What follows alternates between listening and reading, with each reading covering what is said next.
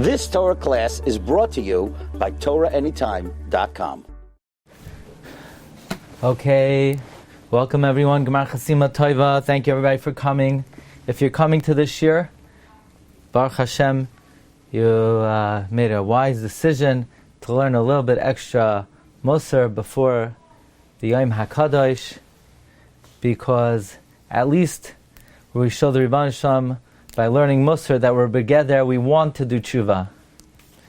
And I think Be'ezus Hashem we're going to see some very important ideas today.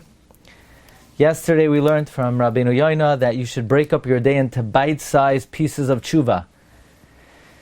So Rabbeinu Yoina said that right when you wake up, the way to guard yourself from all sin when you embark on your voyage of tshuva is as soon as you get up, you should think, I'm doing tshuva, I want to do tshuva, I'm in the process of tshuva, and as you start on that path, you don't want to deviate, you don't want to turn away even one small footstep until the time to eat, and then at the time of breakfast, you should be mizvadeh.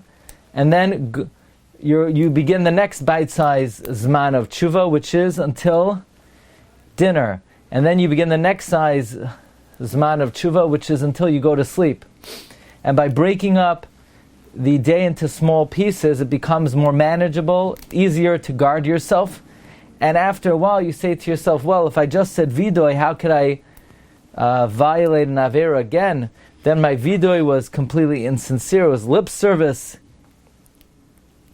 And number one, when you come to sin, you can say, how could I do this grave avera and then I'm going to say vidoy on it? It's going to be a very insincere vidoy, especially I'm going to be feeble-minded in front of HaKadosh Baruch Hu.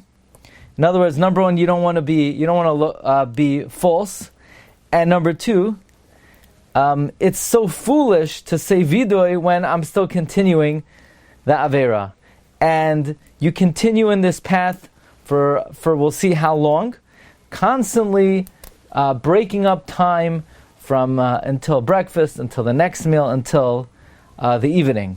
It says Rabbeinu Yoina, Kacha Yeasa Kol Hayomim. So you should do your whole life. Miyom Tchilas Tshuvasai, from the time that you start doing tshuva, ad chodesh, or ad shana, for a month, for a year, until she'ischazik b'yiras habayir, until you strengthen yourself in fear of God, v'yaniach kamas of haram, and you forsake all of your bad ways. And this is something that Rabbeinu Yoina talks about in the Shiur Tshuva and Shiur Aleph, Yesod Aleph, Rev Goldberg cites, that umoide v'oizav Yerucham, that by confessing, saying vidoy v'oizev, adding yiras shamayim, that is going to ensure, the way to ensure that you don't return to your bad ways is by adding yiras shamayim. Now, says Rabbeinu Yoina,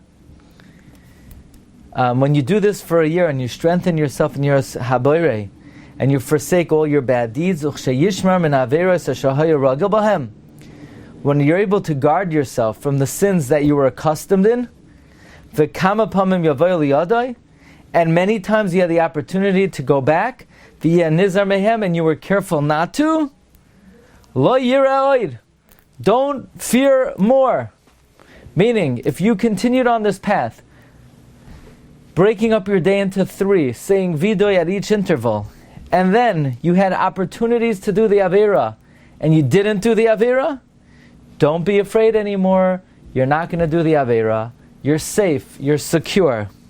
Don't fear not. Why fear not?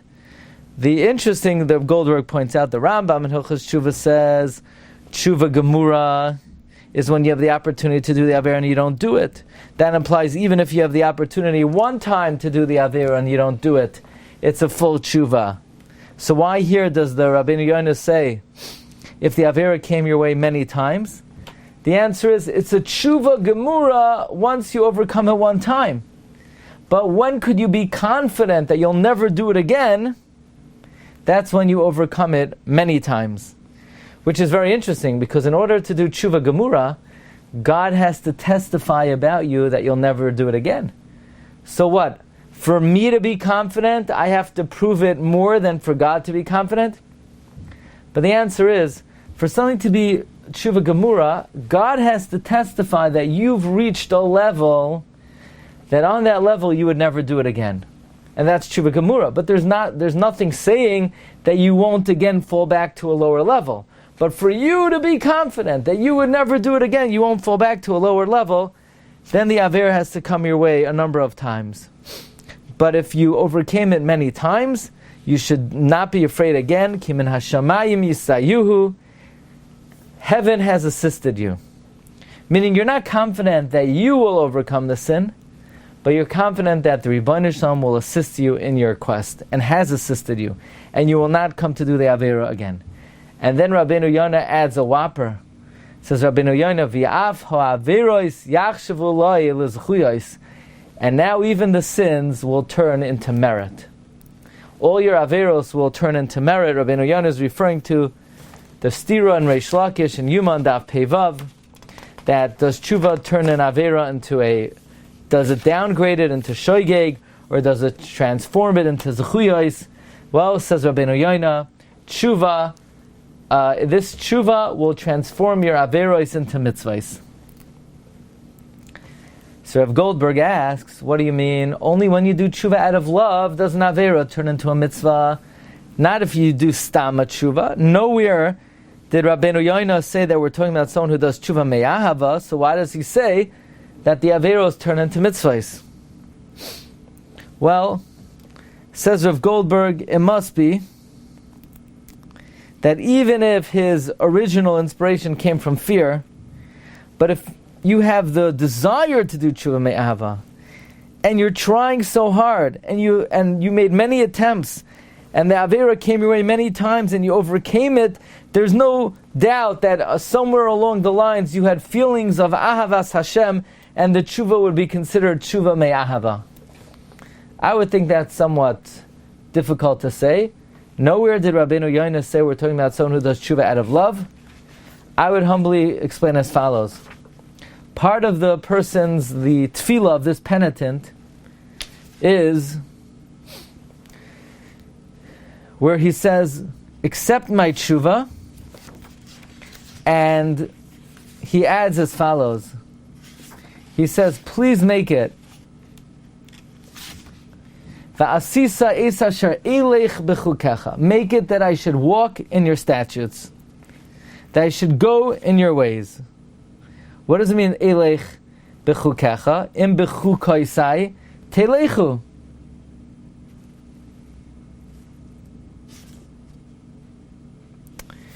I should walk in your statutes. Meaning, I should be able to learn Torah. Now we know the Nefesh HaChaim tells us that tshuva that is accompanied by limud HaTorah is tshuva me'ahava. So if you're davening to Hashem that you should be able to learn Torah, that means your tshuva is indeed tshuva me'ahava. And because limud HaTorah is the way to come to Avas Hashem, like it says, Ve'ahavta is Hashem leikecha b'chol levavcha. How? V'hayu hadvarim ha'ila sh'anoichi mitzavcha hayoim al levavecha. By learning Torah, that is the way that one comes to Avas Hashem. So the element of Ahava is the tefillah that one should be zoicha to be able to learn Torah. I'll just end off with the amazing diak of Rabbi Pavarsky. Rabbi is medayik. It says that Shuva Yisrael ad Hashem Elokecha ki chashalta ba'avoinecha. It says Shuva Yisrael ad Hashem Elokecha. Now ad can mean v'loi ad b'chlal, but then it says Kichu imachem divarim v'shuvu el Hashem. It says v'shuvu el Hashem, all the way until Hashem. What's going on? Is tshuva ad v'loi ad b'chlal, or is it el? So he says very beautifully. He says that ad Hashem Elokecha is ki chashalta ba'avoinecha. From that pasuk we learn that tshuva miyira turns the doinois into shkagos. Kishloin is shageg, ba'avoinecha is mezid. So when you do tshuva miyira, it's ad v'loi ad b'chlal. But when you do tshuva me'ahava, Kechui machem devarim. De'ein devarim el Torah. When you learn Torah, which is tshuva me'ava, it's v'shuvu el Hashem. Then you return all the way to Hashem. So this is another substantiation that doing tshuva through limud Torah is tshuva me'ava. Therefore, this tshuva that Rabbeinu Yonah is talking about, where he says, "Leman asher elech b'chukecha," so that indeed is tshuva me'ahava. Okay, Rabbi Sai, we'll see everybody Mertz Hashem on Monday. We'll continue on page Lamed Beis. Wishing everyone Agun Shabbos Shuva, Bracha v'Hatzlacha. Kol Tov. Thank you. Be well.